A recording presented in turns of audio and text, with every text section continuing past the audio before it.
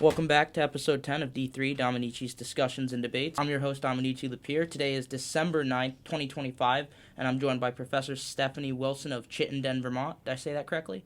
You did. One for me. Wilson is a professor of communications here at VTSU Castleton, as well as an alumni herself. Thank you for being here, Professor. I'm happy to be here with you, Dom. The date is December 9th, 2025. Thank you guys for joining us, and if you're listening, Mom, hi, I love you. So to start, you are from Brandon, Vermont. You're a native Vermonter. I am. What is the town of Brandon like? Well, it's small. It's very tight-knit, and it's extremely attractive. It kind of looks like one of those Hallmark towns, with I can just, at Christmas time, it's sort of like those Hallmark movies with, twinkly lights and people walking past these beautiful brick buildings and gazebos, and it's had a bit of a renaissance the last few years. It had during, I believe it was Hurricane Irene, had a huge wipeout, if you will, and it had to do a lot of restructuring and rebuilding and preparing for climate change and some of the things that a lot of these small Vermont towns have had to prepare for. So it's just beautiful. It's sort of a lot like it was in the past, only stronger for the future. Neat town. So you've lived in, and just to specify, you went to, like I said, you were an alumni, and you also went to, I always butcher the pronunciation of the college, Marist? Marist. Yes. Yes. And that's in Poughkeepsie, correct? It's in Poughkeepsie, yes, and it's it's for a well-known communications school. Have you ever heard of the Marist poll? Rich Clark could be able to tell you a little more about Marist, but they're well known for their polling institute as well. So which, in regards to region and terrain, which would you say was your favorite throughout your life? Which of those four places? Brandon, Chittenden, Castleton, or I always butcher this. How do you say that again? The one in New York. Poughkeepsie. Poughkeepsie. Yes. Okay. It's a weird name, Poughkeepsie. So I did not live in Poughkeepsie when I got my master's degree. I was big gap between when I got my undergrad degree and when I got my graduate degree. So I actually went to their school it was an online program, and I was working here and teaching. My son was 9 or 10 at the time, so I had family obligations and all of that. So I didn't get to have sort of the normal college experience for my graduate. So, but it's a beautiful, gorgeous, picturesque area on the Hudson River. Very, very, very pretty. I've visited there and I've been there before, but didn't take my day-to-day classes there. So. I noticed that's a common theme. Professor Blow said that too. He did his post-grad schooling he did his online. I forget which college. I got a bad memory. That was only a week or two ago. I'm forgetting now too, and I used to know. But a lot of us come to it that way, where you're working, you're taking care of a family, you're putting yourself through graduate school. I'm very thankful it was Castleton University at the time, but I'm very thankful I went through a program here where they paid a portion of my graduate degree. That's and awesome. I was always very, very grateful for that. So let me restructure my question. Sure. Which then do you prefer out of Brandon, Chittenden, or Castleton? Out of the three Vermont towns you've lived in your life, which would you say? And again, they're all pretty similar regionally and such, and I know that you may love them in different regards, but you can answer, it's a three-way tie, however you feel, but which would you prefer out of those three towns? Yeah, so I live right on the sort of Pittsford-Chittenden line, not very far from Rutland, actually, and it's a beautiful community. It's where I have my home. It's where I've built my family, so I guess I'd have to say that area, the Chittenden area. Yeah. You and your husband Andrew do everything together. You guys share an office. You run your media company together. So how did you two meet initially? I think you're going to like this story. Okay. My kids love this story. So I was freshly out of college. I was working at PEG TV, and my husband was working for Edgewood Studios, which was a movie production company.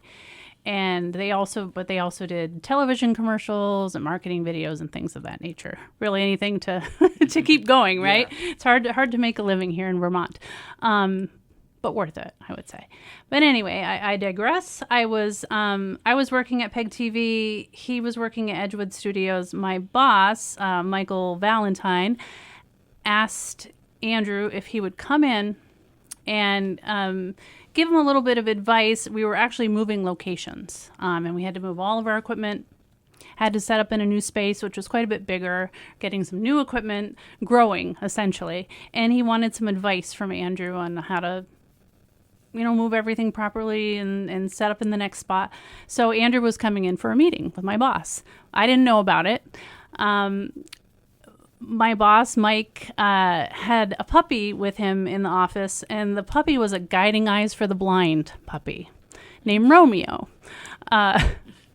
Okay, so awesome. We'll follow this story. So Already. little black lab named Romeo, tiny little puppy, and he loved to play. And that was, one of the joys of working in this office. Not only did I get to work in media right out of college, which I loved, but I got to spend time with this puppy.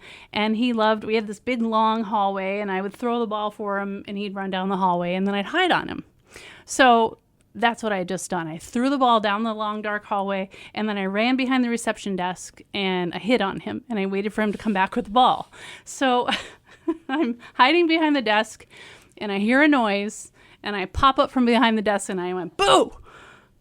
And it wasn't Romeo. It was Andrew. Okay. Who I did not know at the time. And so I started blushing furiously, and he just sort of looks at me in shock, and he said, "You're not Tom." And Tom was the guy who was normally behind the desk. And I said, "You're not Romeo." That's fair. And that's how we met. And so then I just wanted to get out of there as soon as possible. And I went off into the production studio and started busying myself with something. He went off and had his meeting, and he called later in the day, and he said, "Hello, Stephanie, this is Andrew." And I said, "Andrew who?" That's how we started. I didn't remember him, and then he had to explain who he was, and he was there earlier in the day, and he asked me out for coffee, and I said, "Oh, I'm busy tonight." And he said, "Well, how about tomorrow? Would you come out with me tomorrow?" And I said, I'm sorry, I have plans. I really did have plans. But back then I was busy. I did have things going on. Now I am stretches of days where I just literally have nothing going on at night. Except for making dinner and the whole thing. But anyway, I did have plans. I was a busy girl. I think he got to day 3 or 4, and I said, Mike is across the room going, go out with him, come on, give him a chance. I know this guy, he's great. I was like, okay, fine. So I said I would go out with him, and the rest is history. We've literally, unless one of us has been on a business trip or something, we've been together every day. That's since awesome. then. That's Every very day, yeah. So Romeo introduced us. What ended To make up long happening to Romeo? Yeah, so what happened with him, I mean, by now, I'm sad to say he's likely not with us anymore because dogs don't live nearly as long as they should. But he did go on to, he found his own person, a blind person that he went off to live with, and we all cried, and he had his little graduation, I remember, and it was so sweet. it was so sweet. And he had his own person who was just so delighted to have him. And I believe he went to New York State. Okay. Your home Yes, state, the best and state yes, in America. well, we won't have that argument, but I do love New York too, very much.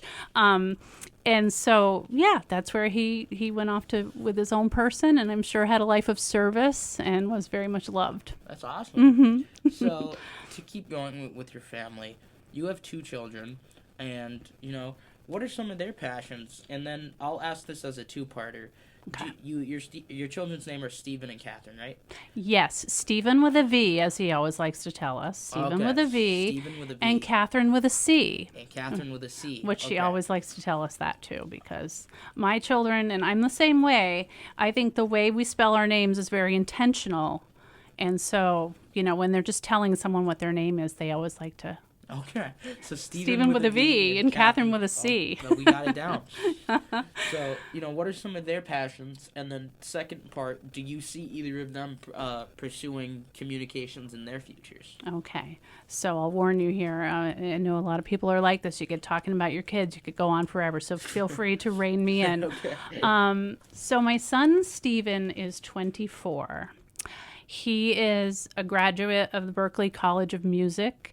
He is very much a musician. But he's also trained in editing due to my husband. So he's a great video editor, great sound editor.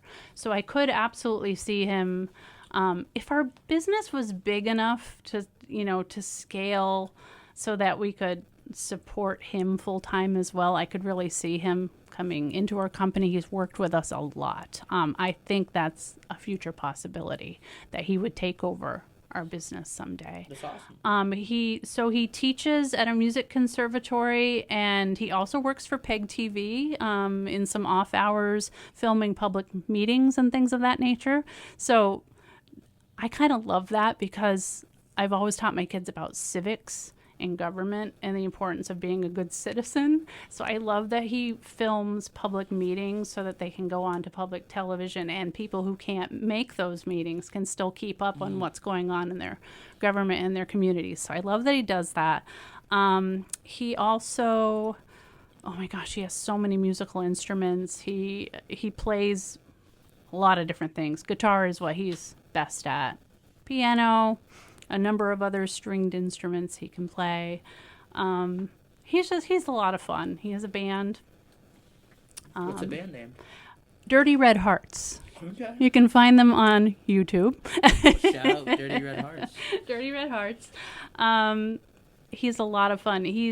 I can absolutely see him in a career in communication, and I do think that he has an interest in potentially either joining our company or taking it over someday. Eventually, we're going to have to retire, so so he'll take over. And another really fun thing about my son is his girlfriend is Estonian, and they met during COVID online in a gaming community. So it was some friends of his that he games with. She joined that friend group. And they got to know each other really well, started talking awesome. During and after gaming. And she came over here about 3 years ago, and they've been going back and forth, Vermont to Estonia. Tiny little country, very far away, way too close to Russia for my comfort, but for my feelings of safety for her and her family. But she's just a lovely, lovely girl, and they're very serious. And I think I'm going to end up with an Estonian daughter-in-law in a couple of years. Very sweet. Yeah. And then my daughter is 11, so there's pretty big age gap between my kids. My son was always sort of like a second dad type figure to her. They get along really, really well. He's a great influence on her. He's really sweet with her. They spend a lot of time together. She is homeschooled this is her third year of homeschooling, which is something that she wanted to do and that I'm now in a position to be able to do with her. So that is our challenge right now, is homeschooling, and also keeping her connected with peers and doing a lot of other stuff. She's an artist. She's really big into drawing, and she gets better and better. She has 2 different art lessons she takes every week, so she's kind of dedicated to it in her spare time. And she rides horses, and she's quite good at that too, which amazes me because she's not the most athletic kid in other areas, but that just seems to be an area where she shines, and she loves that. So she likes to jump. She likes to jump horses. That's awesome. Yeah, awesome and scary. I really wish she'd keep those horses' hooves on the ground, a little closer to the ground, to be honest. That's fair.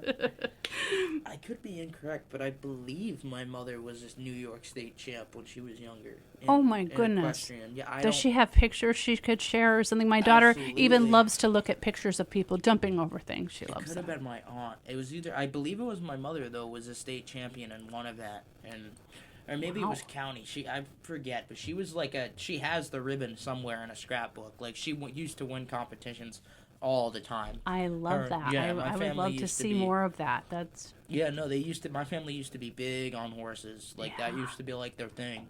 yeah. They stopped a little bit, few years before my brother was born. My older brother Chance. They kind of got out of that. I was But going to say, did you have horses No, at your home growing up? Not me. They kind of stopped around like before I was born. Oh. But that was like their thing when my mother was younger. Was they had a lot of horses. They had like a farm. That was like their whole thing.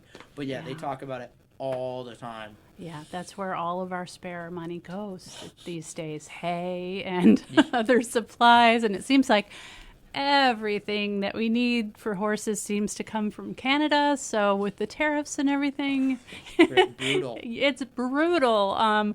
But I also say that these horses are our therapy. I'd likely probably be on some sort of medication if it wasn't for these horses. So I mean, in that way, they're saving me, right? They're saving 100%. me money, and yeah, I'm not so.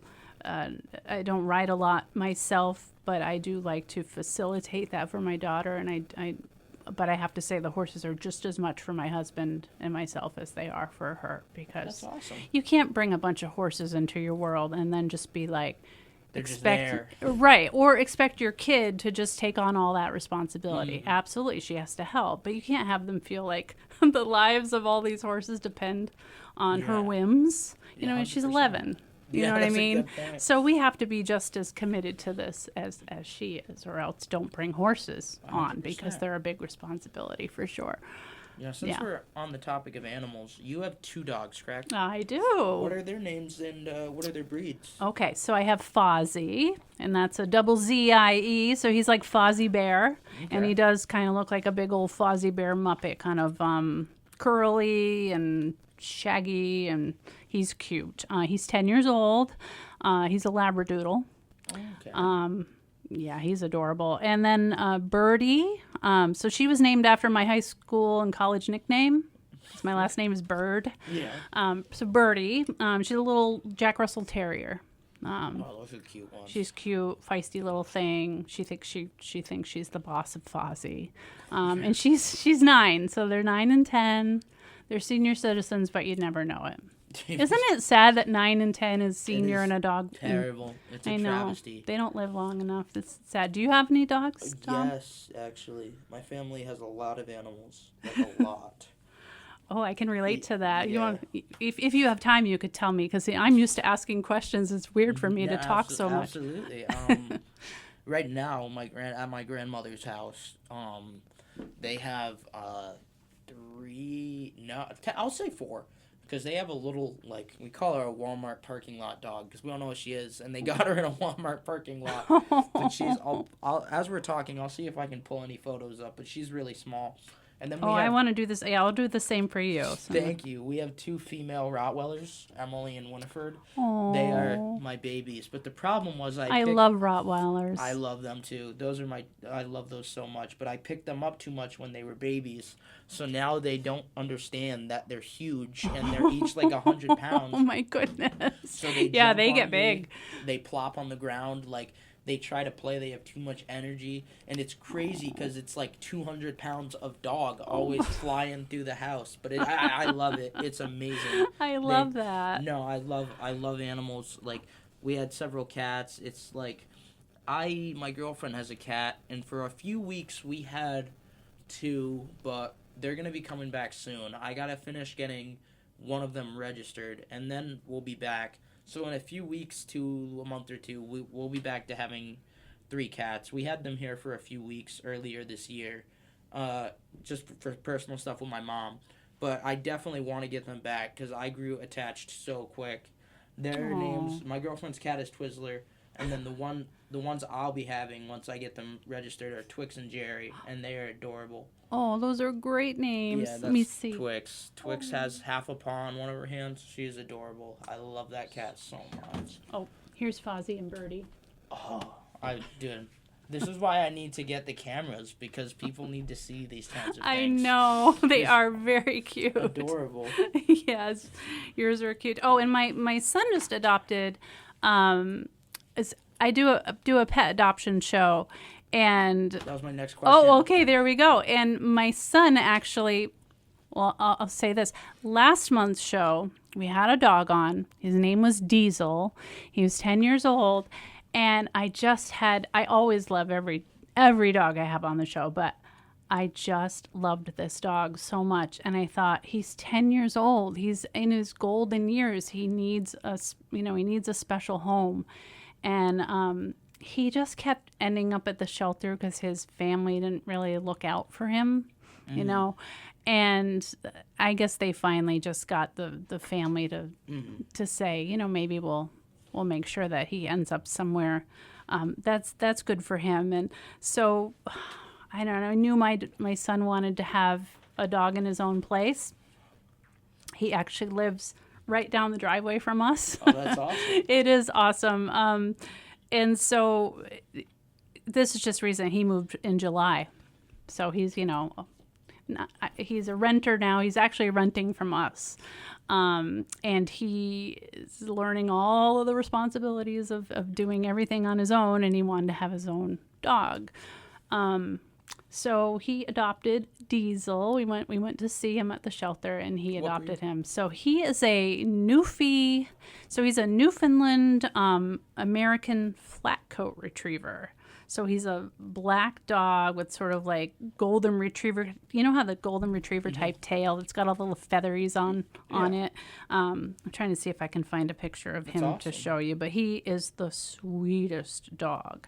And it's just nice for me to think that his last few years, he's going to be in a good home and loved and spoiled. In a nurturing environment. Very nurturing environment. I'm trying to find my pictures of Diesel because he's super cute. But yeah, I love him. I call myself his fairy dog mother. Yeah. Because I found him. So there he is at my son's cutie. house. Yeah, He's a good boy. So anyway, same as for you. Lots of animals at my house. I also have ducks and chickens. Oh, that's awesome. And they're fun, but this time of year it's hard to, they're a lot to take care of, and the cold is hard on them. And so you just feel like a little bit of guilt when you're taking care of them and you go back into your warm house, Yeah. But then I remind myself that these animals have lived for generations and we give them everything we can give them for comfort. So, yeah. My brother has ducks. It's a weird animal. He lives in Oklahoma. He has 5 dogs and ducks. That's again, everyone in my family. Again, it's just everyone has an absurd amount of animals. Yes, so I can totally relate to that, and I love that about your family because I don't know, and then there are people who have no animals at all, and I don't judge that, but I'm thinking, wow, life must be a lot simpler. But I don't know, animals give me so much in my life. 100%. Yeah. So clearly, community service and nurturing is a foundational value in your life. Can you recall any events from your youth that kind of sparked this, or was it just the way you were raised by your parents that kind of or that kind of instilled that passion in you for giving back to your community and nurturing the things around you? I don't mean to make my parents sound bad, but they didn't really volunteer. But I will say, it's because I came from a working class family and my parents had to work a lot. So I was a bit of a latchkey kid. I don't know if you heard about that, but the kid who kind of had to let themselves in after school, take care of myself. I put myself through college, worked like 3 jobs. So I just don't think my parents had time for that kind of thing. I mean, we did have a few animals, and I think I bonded with them right away. So I'm not really sure where the community service came from so much. If I had to find a source, I would say that when I was in college, I had a mentor who really helped me and sort of, I don't know, she guided me toward public relations. She guided me toward nonprofit organizations. She guided me toward helping organizations. And I think I got the bug. I wanted to be like her. That's awesome. So, continuing with, recreation and the things you do for fun, How did you and your family get into horseback riding? I would think it's because, my daughter was interested in horseback Okay. riding. And so I just you know, did that for her, the horseback riding. I did a little bit of it myself as a kid. My cousins had horses, so I'd go over to their house and ride horses, but we couldn't really afford riding lessons or to have horses or anything. I always wanted a horse, and my dad always said, no hay burners for us, I believe was his expression about that. So he didn't see the point of having horses, and it was expensive. So I always wanted it. And then I just got to a point in my life where I said, how much older am I going to have to get before I just do something because it fulfills me or makes me happy? I do a lot for other people. I do a lot for my family. And I basically said to my husband, I want horses. I felt like that little girl, like, I want horses. I finally want to get horses. So Very fair. I'm going to be honest and say I didn't do it for my daughter because, like I said, I didn't want to put that responsibility on her. What if she lost interest in them, right? Which is totally possible at that age. So we did it for me, and then doing it for me became doing it for us because we realized it was another fun thing to do together. That's awesome. We're not really hobby people, like we don't golf. We don't really ski. My husband used to do snowboarding, and he once in a while gets out. But it's not something we do together.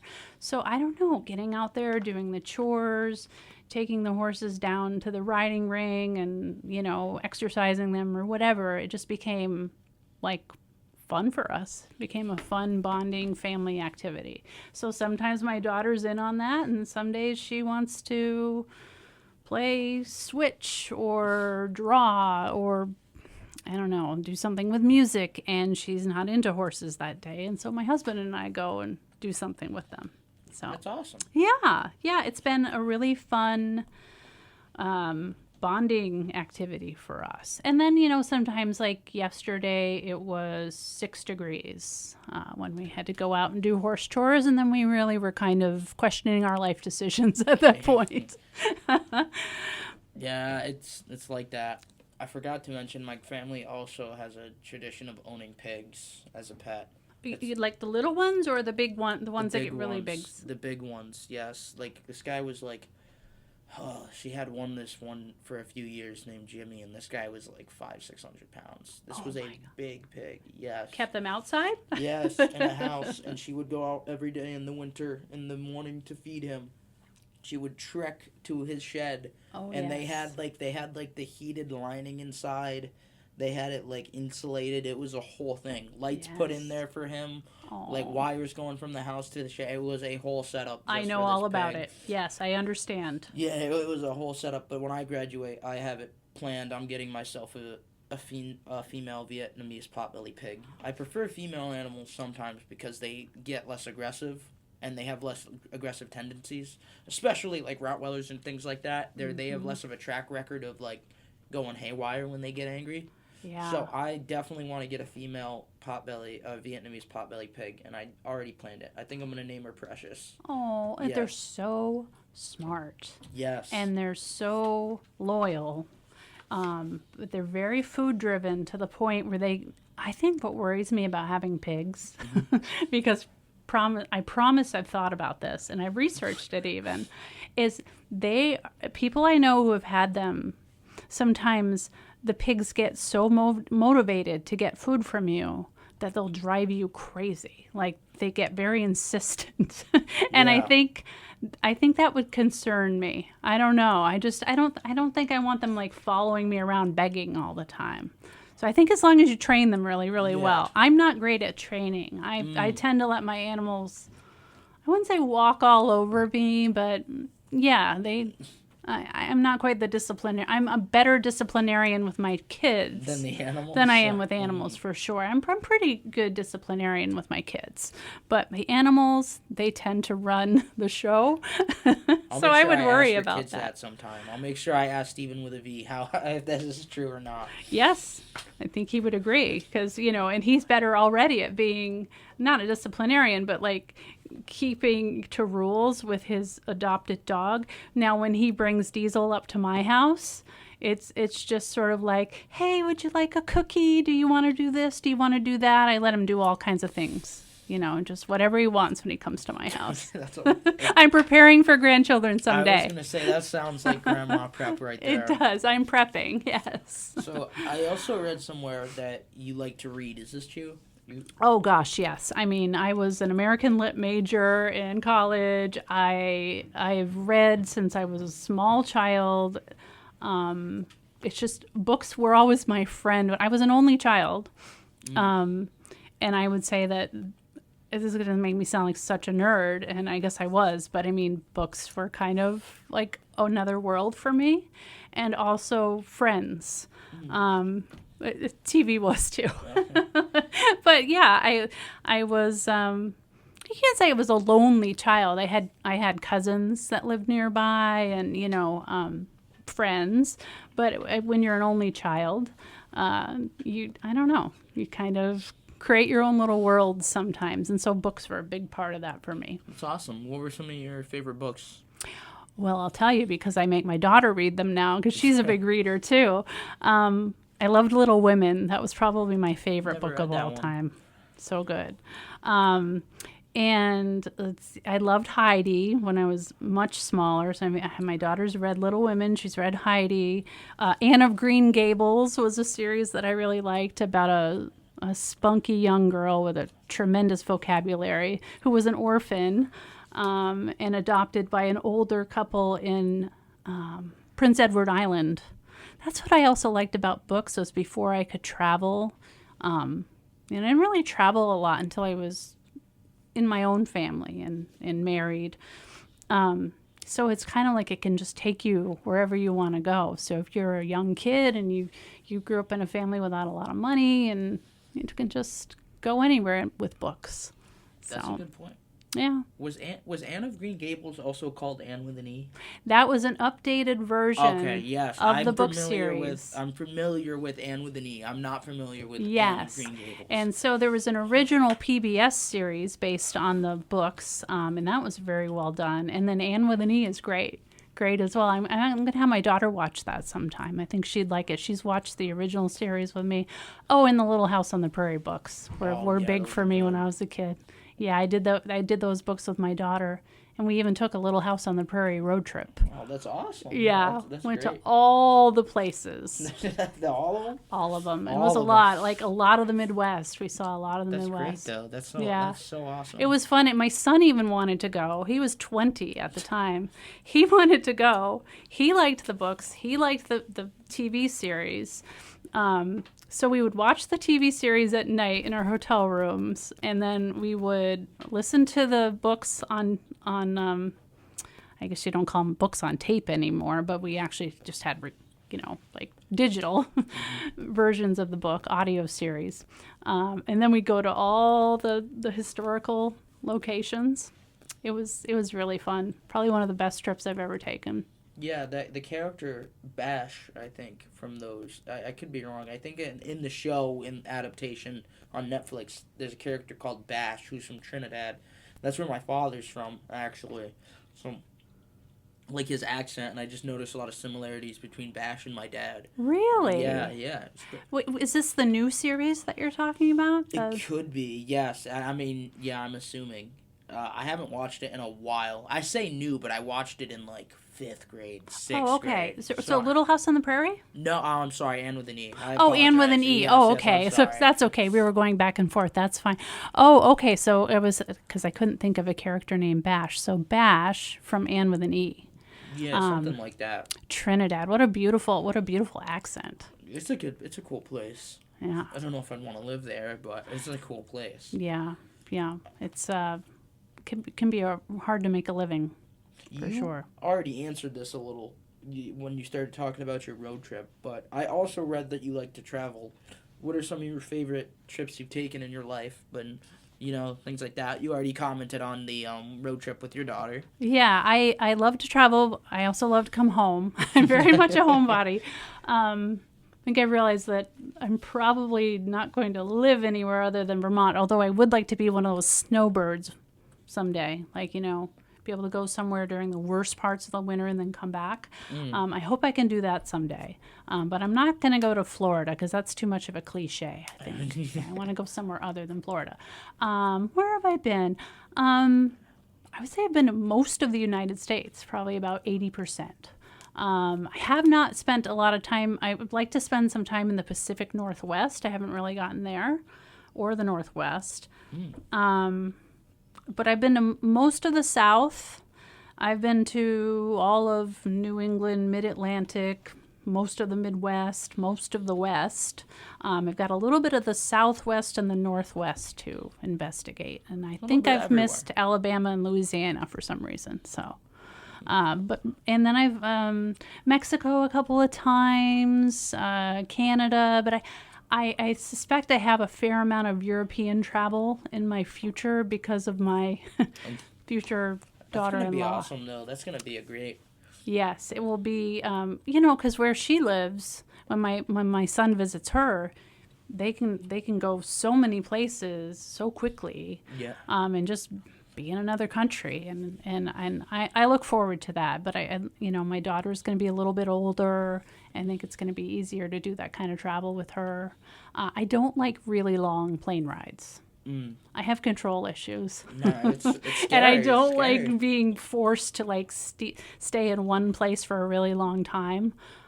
So those 5, 6, 7, 8-hour flights really concern me. No, those are not fun. That's why I like road trips, so I can get out of the car, get out of the... I don't like flying. Not a fan. No, and for me, it's not even so much I worry less about safety and crashing, although I'm knocking on wood because I'm also superstitious. But I just don't like someone else having control of my itinerary for long periods of time.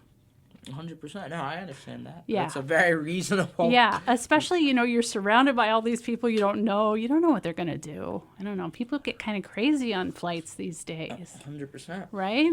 Yeah. So you are also, I believe, into biking and camping, I've heard. I love biking, but I have to be honest. I like it when I'm not in Vermont because Vermont is mountain biking. It's very hard to go anywhere in Vermont and bike and have it be flat. I am not that athletic. I like flat biking. So one place we go to visit a lot is Jekyll Island, which is off the coast in Georgia. And it is very flat and there's lots of ocean. So you always have like a nice breeze. And I could bike all day. Biking around here, 20 minutes maybe. I'm exhausted. I need one of those e-bikes or something. And where I live, I like to tell my kids, it's uphill both ways. It feels like it. It really but it feels is. Like it. It really feels like it. It's just like which mountain is worse to try to get back up. So, yeah, maybe if I had an e-bike, I would do more biking around here. I'm surprised you said that because the next part of my question was how much of that do you think is related to being a Vermonter? So I'm surprised not a lot of mountain biking or anything like that. No, I'm not, I can't get up those hills. I just can't do it. It is a workout. The one hill and your quads are cooked for half a week. Yeah, and I admire the people who can do it. I'm not one of them. I love the mountains. I think there's nothing more beautiful than our mountains here. I just don't want to bike up them. Thank you very much. But I like kayaking. I like just taking a simple walk or a hike. But yeah, no mountain biking for me. I'm not. And, as we move in to some questions about your education, I'll just list off some of your accomplishments because after we talk about your education, I have a few about your career, and I imagine those are going to go hand in hand. Okay. So I'm not trying to blow smoke here. Every professor, every time I do this, is always like, oh, no, and I'm like, you guys shouldn't be so good at your jobs if you don't want me to list off your accomplishments. I know, this is the cringy part. It's more accomplishments and services you've led. You led a United Way allocations committee in several areas at one point. You served as a community relations chair for many nonprofits, including RSVP, Salvation Army, and McClure Library. And you also volunteer, and you've done a lot of work with what you've mentioned them a ton of times, PEG TV. Mm-hmm. and you've won the Romeo Award, but I have to ask now, was that named after the dog? It was. Okay. Yeah. At the time, I was kind of wondering that, but that's awesome. What if you want to elaborate a little on that then, because that's got me way more intrigued now. What was that about? Yeah, it's essentially it's a service award. It's a service award to the organization, and I've won that a couple times now. But I've been Multiple with this. time. I've been with that organization for many, many years. I worked there for a while, and then even after my husband and I started our own company, I just continue to volunteer there. So I have a pet adoption show. I do the Halloween parade every year. Where's that? I broadcast the Halloween parade in Rutland. In Rutland? Mm-hmm. Okay. It's actually quite well known. Sometime you might want to look it up. It's interesting because it has a lot of lore behind it. It actually has appeared in a number of comics, including DC comics related to Batman back in I believe, the late 60s. So this The Rutland Halloween Parade? Yes. It has an odd cult following, believe it or not. And let's see. What else? I do a show for the Chaffee Arts Center that we do about every month. So yeah, I've been hosting programs for PEG TV for a number of years, and I also chair their scholarship committee. So we every year give out a scholarship, and I think the amount of $7,500 to a student who is pursuing a career in media and communication. So I really enjoy that. Where do I apply? Where do we apply for I know that? if you could have applied if you were a Vermont high school senior. Oh yeah, at Rutland County actually. So you would have wow, been you we're would have been narrow. great. I would have loved to interview you in that We process. kept that narrow. Good for you Yeah, guys, though. yeah. That's awesome. That's good that you're doing that for kids. Yeah, and it's so fun because sometimes I end up seeing those kids right here in one of our programs. So Oh, that's awesome. yeah, I've actually had some of those kids in my classes, so that's really fun. That's great. Yeah. And so like I said a few times, you graduated from Castleton College, and you it was kind of weird the way I saw it phrased, but I believe you said English and you focused on American literature and you had a minor in media communications, correct? Yes. Why did we choose these fields of study when you came in? I think English because I couldn't think of what else I loved doing. I love reading. I love writing. I loved the classes. We had such an amazing English department here. We still do. It's smaller than it used to be, and it was just kind of sad to see because the people who are here are amazing. I just didn't know what I wanted to do. It's so when you're 17, 18, I think that's so young to know what you want to do. I thought I wanted to be a teacher. I started out in education, actually, in the education department. And then I realized I didn't want to be a teacher. Or I didn't think I wanted to be. I didn't even think of college level. I mean, it wasn't like you go to college and they say, get your teaching degree to be a professor. They basically, it's, you're elementary or high school. And I don't know, I got as far as student teaching, and I was teaching in a high school classroom, and I just found it to be very intimidating. I didn't like it at all. So I dropped that major, and because I think at the time English was my minor and I was an education major. So then I had to switch majors. And as you know, maybe you don't know this, but you lose ground a little bit if you switch majors. And then you have to take more classes. So I think it only put me back about a semester or so. Wasn't too bad. And then, why did I pick communication as a minor? I honestly don't even know. I just remember thinking, I'm a good communicator, I think. I enjoy that. So, not a lot of thought went into it, to be honest. But I really ended up loving the communication department. And believe it or not, the way I ended up here is I saw a class that was being offered to be taught, and it was something that I had experience with, which was broadcast performance. And I contacted some of my old professors here. And I hadn't been out of school very long at the time. So You were still fresh in their mind. yes, I was still fresh in their minds, and they gave me 100% glowing endorsement. That was good. And that's how I got my foot in the door here. And it just, I mean, it was literally like a night class that I was teaching when my son was like a little tot. I think he was 2 years old. So this was quite a few years ago. Yeah, and it just, I mean, I wasn't much older than the students that I was teaching at the time, and it was just so much fun. I don't know, I just really connected with it. And That's awesome. yeah, it was what my husband and I were doing.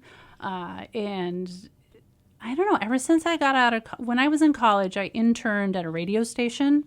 And then I did another internship at PEG TV. So I just started realizing that this is where my interests lie. And the kinds of things that you're enjoying doing right now is what I was myself just really excited about. To this day, I still just love talking about these kinds of things. And That's great. I could talk about it all day. Yeah. Hopefully it'll be the same for you. You'll just love it more. The more you know about it, you'll just love it. And you'll meet so many good people. Yeah, and I mean, that's kind of how I didn't put much thought into it, to joining communications either, honestly. And now I double major in it, so that, however you want to interpret that. I just heard that from Dave Blow. Yes. He told me that. I'm so excited. I'm really glad to have you it's gonna be as fun. a major. It's going to be tough double majoring, but, like, I don't mind challenges. I love challenges. Yeah, you seem to, you remind me of the way I was at your age, which is you take on too much, but you also end up handling it very well. And actually, the more you take on, the higher it makes you raise your game, if you will. I could use a little more of that in my life right now. I mean, I don't think you'll ever do as much as you're probably doing right now, and you probably shouldn't. Yeah.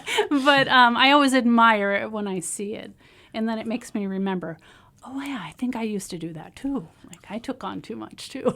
I guess I learned I work best under pressure, so Yes. to avoid underperforming, I just turned up the pressure all the time. Yes, yes.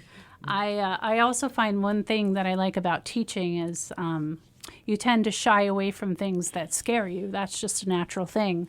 But often it's the things that scare us that make us better, make us constantly try to strive to be better. And I find that teaching scares me a little bit. Like getting in front of college students scares me to this day. Like walking into a room and everyone looks up at you, and it's just, I don't know, it's intimidating. You want to do well for them. You want them to come away with something or remember something. Like when I hear from students sometimes I hear from students that I haven't had for a really long time. And it's just the fact that they still just even remember me is really, I don't know, it just makes me keep coming back. That's awesome to have that passion. Yeah. I notice every person in education seems to have that same passion. You have to. You absolutely 100%. have to.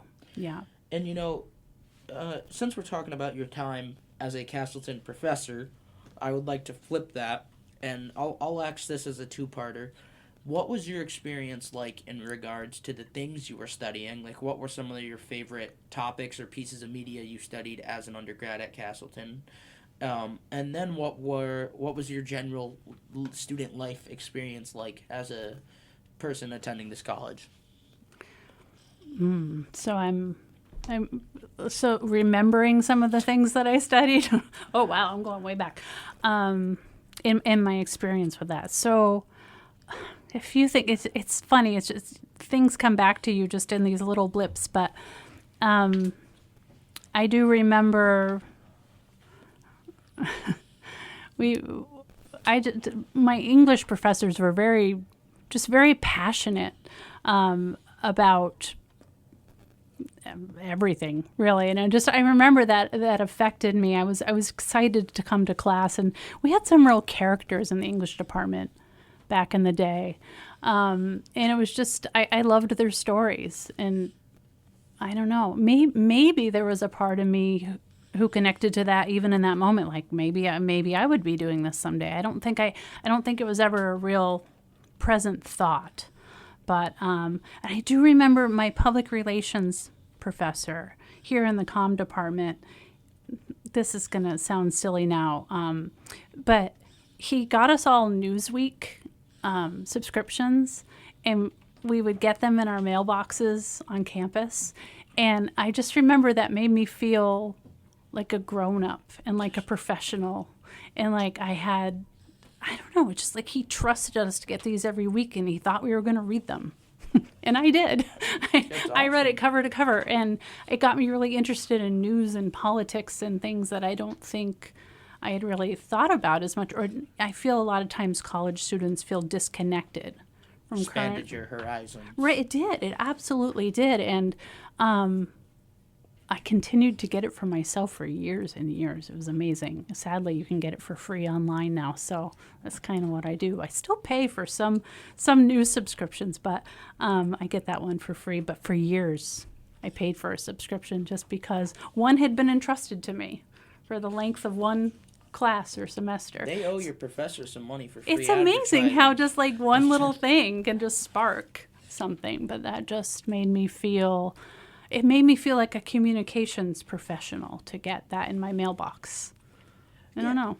That's awesome. No, I agree. That's awesome. Kind of neat. So now I'm forgetting the second part of your question, I must admit. No, just what was your general experience like at Castleton as a student? So I was a commuter, so I didn't have the traditional living in a dorm experience, and I didn't really want it. I was kind of serious. I was a serious person in a way, and I didn't like to be distracted from what I was there to learn. Yeah. And I remember saying, was it they always say in those reality TV shows like The Bachelor, they're like, I didn't come here to make friends. I remember thinking that, like, I didn't come here to make friends. I just came here to get my degree. But then I made some of the most amazing friends. So if I think back on my experience, it's some of the greatest friendships that I made here. And even though I was a commuter, I don't know, I feel like I got just as much out of the experience because of the people that I met. And because I think much like you, like I took advantage of as many things as I could. But I also had to work a couple of jobs at a time. So I didn't have a lot of free time. But the time that I did have, I just have really fun memories with friends. I think we talked more back then, now more than students do today.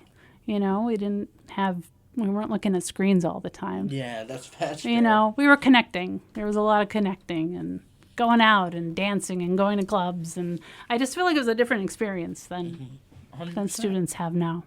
But it was a good one.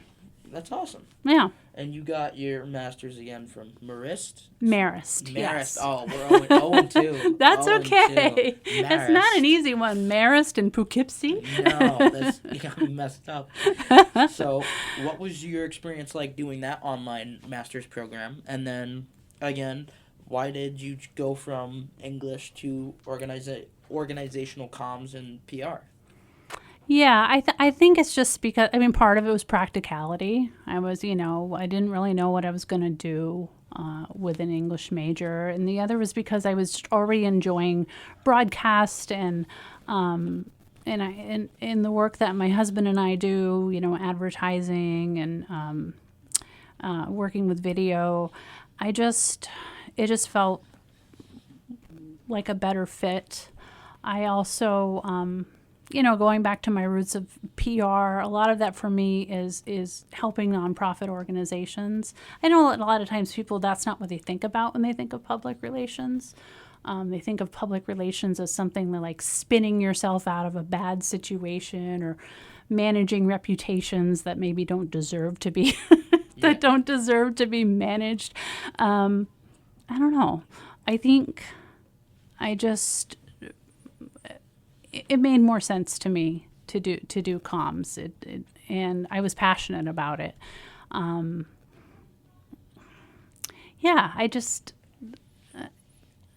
All roads sort of led me back to Castleton, I guess. I love this place. It has 100%. changed. It's a It has beautiful changed, but I love this place. I think the people here are what make it. place. That's 100%.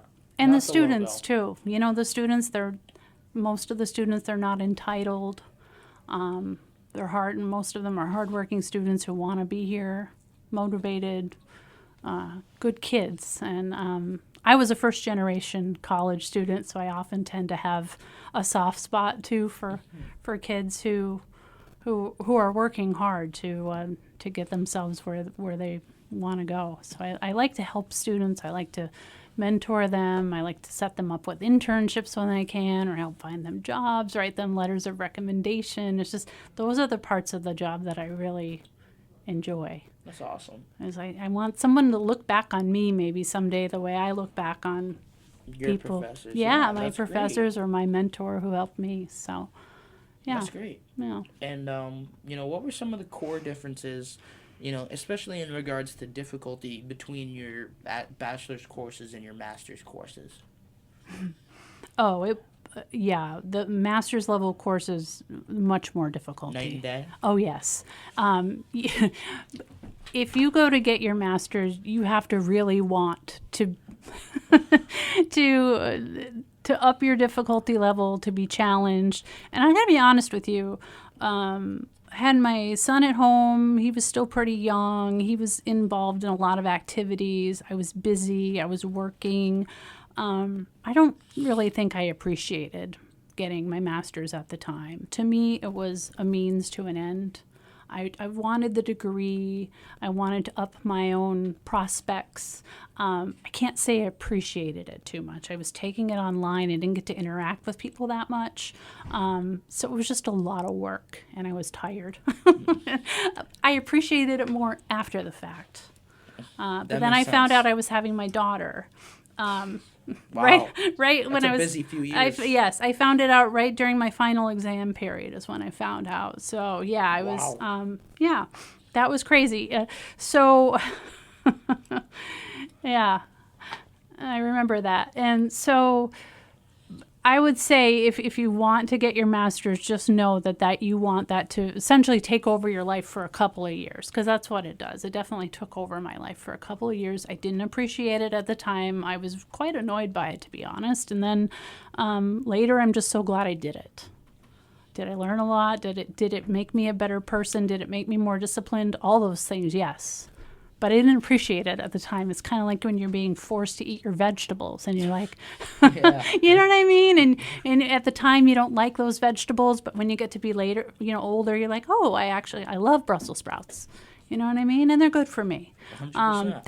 That's what my graduate level studies were. It was good for me. I grew. It made me a better person. It made me a better teacher. All of those things. I appreciate it, but I didn't enjoy it. I respect that, and that's a realistic answer. I appreciate your honesty.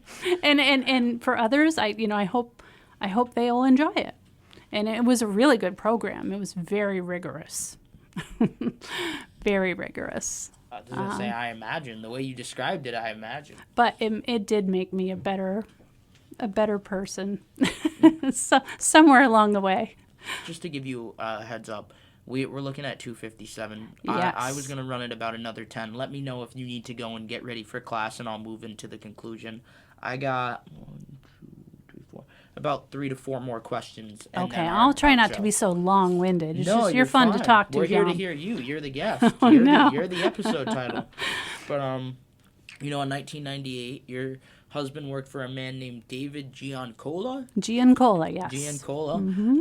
And, you and him decided to split off and develop Westview Digital. What did that decision process look like? Yeah, so Dave was going to go entirely into feature films, which means he was going to be leaving behind a portion of the business that I looked at as an opportunity for us to get into. And my husband, in his words at the time, he was tired of sitting in a dark room all by himself for 12 to 14 hours a day, which is what he was doing tiring. editing. Yeah. So he loved his job, and we love Dave. But we talked to him about the idea of what if we took this portion of your business that you're leaving. And he was fine with that because he really didn't like the idea of leaving his clients in a lurch.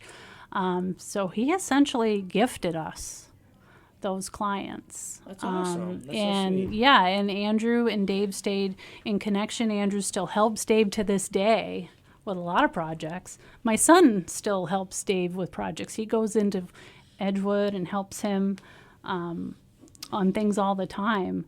So very still much connected to that family. Grateful to them for helping us launch, really. And it's always just been bless you. It's always been I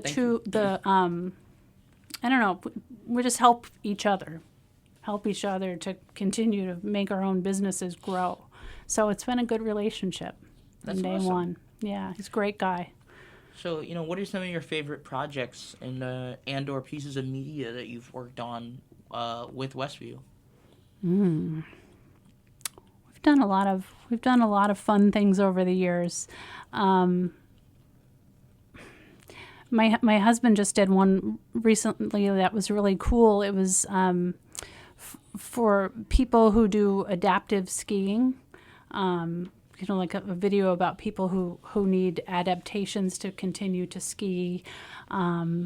So, it involves, it's funny, I didn't go on these last couple of shoots, but in the last week, my husband's been at the top of Killington Mountain, like on a gondola, and then, filming outside in this cold and but seeing some beautiful scenery. And yesterday he was in an operating room in a hospital, which it was Sunday, so they closed everything down. They don't have patients, I don't think, in the operating rooms on Sunday. So he sent me a picture of himself with like scrubs and a little hairnet thing. And he was in there. He was right in the actual operating room working all day. So I think it's hard to think of one particular thing. What I like is that we never do the same thing. It's always something different. It's never boring. And we have so many different clients. We have clients around the country. And we have a lot of like hyper local clients and mom and pop type stuff. So it's just all kinds of levels. And like I said, never the same thing. We never get bored. Okay. And sometimes I've gotten to act in things or do voice work too, which I enjoy. I get to put on a wig or be silly or one of my jobs one time was to hit my client in the face with a whipped cream pie. So wow. You never know what you're gonna do. You never know what you're gonna do. That's awesome. Yeah. It's a silly little what? Silly goose things. Yes, that's very silly. That's crazy. Yeah. And moving into your career as a professor, we talked about this a little bit already, but you said you wanted to be a teacher initially, and you switched. What drove you to come back and pursue it on a college level, even if you've already commented on it?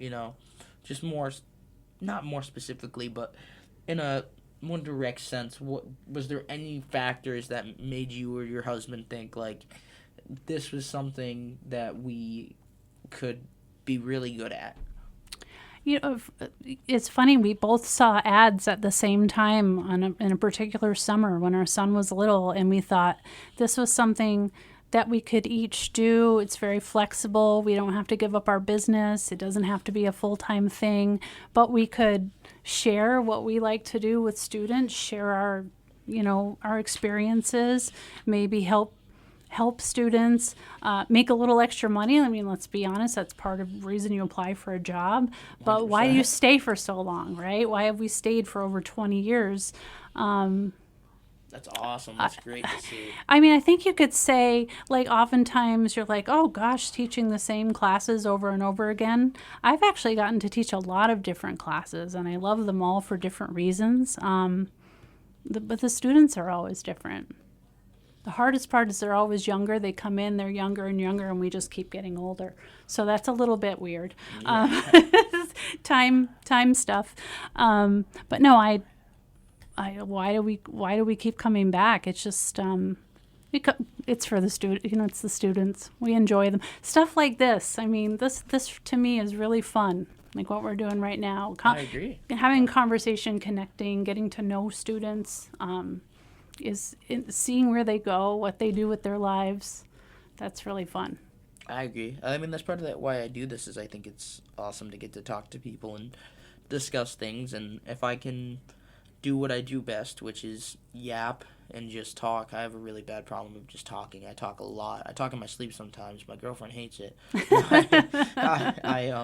All I do is talk. So if I can take, a curse and turn it into a blessing and help build a portfolio and get to have connections with people, and I can take all the things I already do and turn them into a productive, process, it's a win-win-win across the board for me, 100%. And being interested in people, that's such a good quality, Dom. I mean, it's so good to be interested in people of all ages, of all walks of life. That's going to take you far.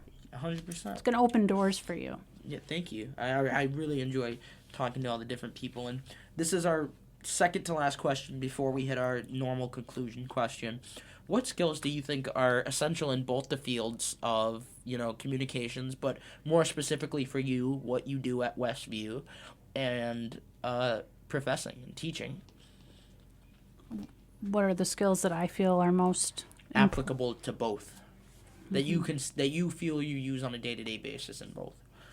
And just the word communications does not count. Right. Passion. I mean, we were talking about that. Like if you're still excited about, the different places to go, the different clients, they're all passionate about what they do too. So you have to take their passion and find a way to show what they're doing and the value that they're bringing through the medium that we use, right? So through the medium of video and words, like choosing the right words, writing the right scripts, getting people excited. But we get to do this for different people, different clients, different projects. So it never, like I said, it never gets boring. But in the same way with the students change, the times change, the technology changes, So our jobs in many ways are the same here at Castleton. But there's always changes that are happening. So for me, it's, I don't know. I think I could get bored easily. I'm not an office person. So I think the fact that I get to, use passion and excitement and connecting with people. I'm an introvert at home. I'm kind of a recluse, if you will. I could probably go weeks at a time and just stay in the comfort of my own little zone I've created. Not a bad thing. But this gets me out, and working with clients gets me out. I get enough interaction with people through these outlets that I don't know. It's exciting. It's never boring. That's awesome. Yeah. And this is always my final question I've been asking guests. If you could say anything to the audience, and we've been talking for an hour now, if you could have them remember one thing from this whole, interview, and it can be in regards to communications, education, general life. It can be a slogan that you live by. What would your message / mantra be to? I have it. If you don't mind, I'm going to dig in my bag. You have it? I have it. I found this. This came to me today. You're not even going to believe that this came today. Today, I got a package from eBay, something I had ordered from my daughter from a tack shop. And they sent me this sticker, and it has their logo on it. And I'll tell the audience, it's a horse jumping over a gate, okay? Or it looks like a horse jumping over jumping standards. Your mother would understand that. And look what it says. Live like someone left the gate open. And I thought, yeah, live like someone left the gate open. Like, I've seen my horse do this.